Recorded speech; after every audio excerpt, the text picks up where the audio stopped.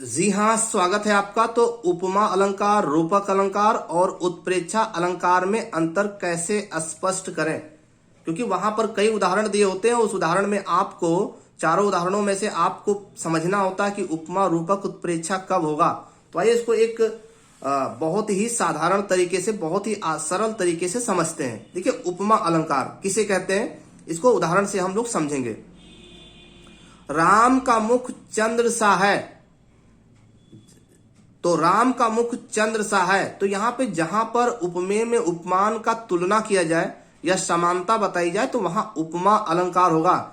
यहाँ मुख की तुलना जो है चंद्र से की जा रही है कि चंद्रमा के समान है। तो इस वाक्य में जो मुख है उपमेय है और चंद्र है उपमान है, ठीक है ना। तो यहाँ राम का मुख चंद्र सा है। और उपमा अलंकार की एक खासियत भी है कि सा, शी, सरिस, अगर ये शब्द आता सा, से, सा, सरिस और सी, ये उपमा अलंकार की पहचान है। किसी भी पंक्ति में सा, से, सा, सरिस, सी, सम अगर शब्द आता है तो वो उपमा अलंकार के अंतर्गत ही जाएगा। अब देखिएगा, कहा गया राम का मुख चंद्र सा है, तब तो उपमा अलंकार होगा। लेकिन अगर ये कह दिया गया कि राम का मुख चंद्र है, तब ये रूपक अलंकार हो जाएगा। इसमें जो वाचक शब्द था, जो सा था, वो हट गया। यानी रूपक अलंकार की खासियत क्या है, जहां उपमेय में उपमान की एक रूपता बताई जाए वहां रूपक अलंकार होता है।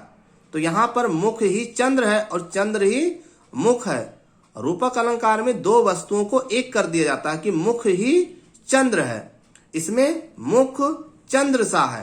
तो यहां तुलना हो रहा है, यहां जबकि तुलना नहीं हो रहा है, मुख ही चंद्र है। उत्प्रेक्षा में क्या होगा, राम का मुख मानो चंद्र है, जहां पर संभावना बताई जाए, जहां उपमेय में उपमान की संभावना बताई जाए वहां पर उत्प्रेक्षा अलंकार होगा। जैसे राम का मुख मानो चंद्र है, तो संभावना व्यक्त की जा रही है। और उत्प्रेक्षा अलंकार की खासियत भी है, मानो, मनु, जनु, जानो, मनहु, अगर ये पंक्ति में आता है शब्द तो ये उत्प्रेक्षा अलंकार पर आप टिक कर सकते हैं बड़े आसानी से, कोई दिक्कत नहीं होगी। दूसरा उदाहरण भी आप समझ सकते हैं, हरिपद कोमल कमल से। तो यहां भी तुलना का भाव प्रकट हो रहा है। हरिपद कोमल कमल, यानी उपमेय में उपमान की एक रूपता बता दी गई, यानी दोनों एक ही चीज है, तो रूपक अलंकार हो जाएगा। हरिपद मानो कोमल कमल, यहाँ संभावना व्यक्त की गई उपमेय और उपमान में, तो ये उत्प्रेक्षा अलंकार हो जाएगा।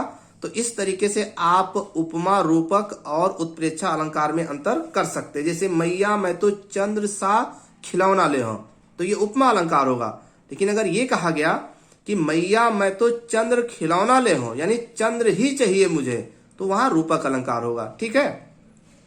जन, वर्षा, ऋतु, प्रकट, बुढ़ाई, हमें ये शब्द ढूंढना है। जन, जानो, मन, मानो, किसी भी पंक्ति में आए तो आप उत्प्रेक्षा अलंकार पे टिक कर सकते हैं, क्योंकि पेपर में बहुत समय नहीं होता है। आपको मिल जाए ये शब्द तो आप देखते ही उस पर टिक करिए और अगले क्वेश्चन पे आप बढ़ जाइए। जैसे लिखा पीपर, पात, सरिस, मंडोला, तो इसमें वाक्य में जो है वाचक शब्द सरिस, या तुलना का भाव प्रकट हो रहा है। शशि मुख पर घूंघट डाले, यानी शशि मुख, यानी शशि ही मुख है। तो यहाँ पर उपमेय में उपमान की एक रूपता बताई जा रही है, तो इसलिए यहाँ भी रूपक अलंकार होगा। इस कान मानो क्रोध से तन कांपने उनका लगा। बाकी विस्तृत जानकारी के लिए आप हिंदी वाले प्लेलिस्ट में जाएंगे, वहां पर देखेंगे तो आपको और अच्छे से समझ में आएगा। लेकिन यहां से अंतर आसानी से कर सकते हैं आप। हाय फूल सी कोमल बच्ची, ठीक है, इसमें सी आया, यानी समझ में आ गया कि ये उपमा अलंकार है। यहाँ उपमेय में उपमान की तुलना की जा रही है। मुख रूपी चांद, यानी मुख को ही चांद बना दिया गया, यानी उपमेय में उपमान की एक रूपता कर दी गई, तो यहाँ रूपक अलंकार होगा। आप उदाहरण देख के भी अंदाजा लगा सकते हैं, ज्यादा कुछ बताने की इसमें जरूरत नहीं है। मनहो नील मरसैल पर हमें ये शब्द ढूंढना है। पंक्ति में ध्यान से देखिए, जन, जानो, मन, मानो, कहीं भी दिखे तो आप उत्प्रेक्षा अलंकार पे टिक कर सकते हैं आसानी से। कोट, कुटिल, सम, वचन, यहाँ सम वाचक शब्द है।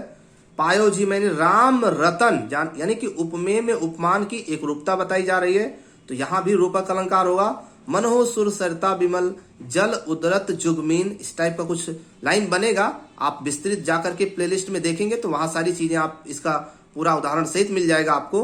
तो इस तरीके से आप उपमा, रूपक और उत्प्रेक्षा में बड़े आसानी से अंतर कर सकते हो, परीक्षा में गलती नहीं होगी। धन्यवाद।